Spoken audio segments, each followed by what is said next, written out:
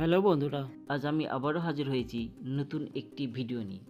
আজ আমি শোনাবো এমন একটি দ্বীপের গল্প যেখানে মানুষ যায় তো ঠিকই, কিন্তু ফিরে আসার সম্ভাবনা খুবই কম থাকে। এই দ্বীপটি আন্দামান দ্বীপ থেকে 50 কিলোমিটার দূরে অবস্থিত, আর এর দৈর্ঘ্য প্রায় 60 স্কোয়ার কিলোমিটার। এই দ্বীপটিতে এতটাই ঘন জঙ্গল যে এই জঙ্গলের ওপর থেকে তাকালে নিচের কোনো মানুষকে দেখা যায় না। এখানে বসবাস করে আদিবাসী, প্রায় 60 বছর ধরে রয়েছে তারা এখানে। এই দ্বীপটির নাম হলো নর্থ সেন্টিনেল আইল্যান্ড। ধারণা করা হয় যে এই দ্বীপে 500-র বেশি আদিবাসী বসবাস করে, কিন্তু এর সংখ্যা বেশিও হতে পারে, কারণ এই দ্বীপে পুরোপুরিভাবে কেউ যেতে পারেনি, তাই গণনা করা সম্ভব হয়নি। 1771 সালে এই দ্বীপের পাশ দিয়ে ব্রিটিশের একটি জাহাজ যায় এবং তারা দেখতে পায় যে এই দ্বীপের কিছুটা দূরে আগুন জ্বলতে থাকে, এবং তারা ভয় পেয়ে এই দ্বীপে নামতে পারেনি। এবং 1867 সালে ভারতের একটি ছোট জাহাজ এই দ্বীপের পাশ দিয়ে যাওয়ার সময় খারাপ হয়ে যায়, এবং তারা আদিবাসী মানুষদের দেখে নেমে আসে। কিন্তু তারা কিছুক্ষণের মধ্যে দেখতে পায় কিছু আদিবাসী তাদের দিকে তেড়ে আসছে, এবং তারা তীর ছুটতে শুরু করে।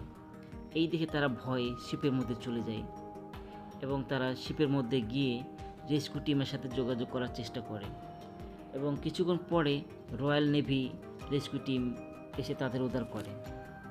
1880 সালে British government Maurice Vidal Portman এই দ্বীপের আদিবাসীদের ওপর রিসার্চ করার প্ল্যান করে, এবং একদিন রাতের অন্ধকারে চুপি চুপি গিয়ে কিছু আদিবাসীকে কিডন্যাপ করে আন্দামানের একটি শহরে আনার প্ল্যান করে, এবং তাদেরকে কিছুদিন রেখে তাদের সম্পর্কে জানার জন্য আগ্রহ করে, এবং তাদেরকে কিছু গিফট দিয়ে তাদেরকে আবার নর্থ সেন্টিনেল আইল্যান্ডে পৌঁছে দেওয়া ছিল তাদের মূল উদ্দেশ্য।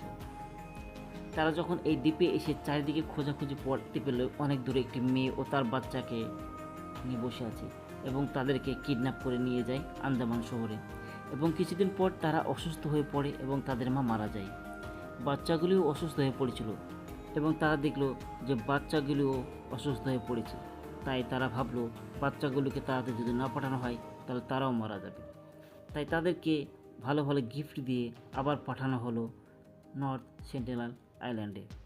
তারপর সেখানে অনেক বছর ধরে কেউ যাওয়ার চেষ্টা করেনি, কিন্তু কয়েক বছর পর ত্রিলোকনাথ পণ্ডিত এবং তার সহপাঠী মধুমালা চট্টোপাধ্যায় আদিবাসীদের সাথে কোনো ভয় ছাড়া তারা দেখা করেছিল।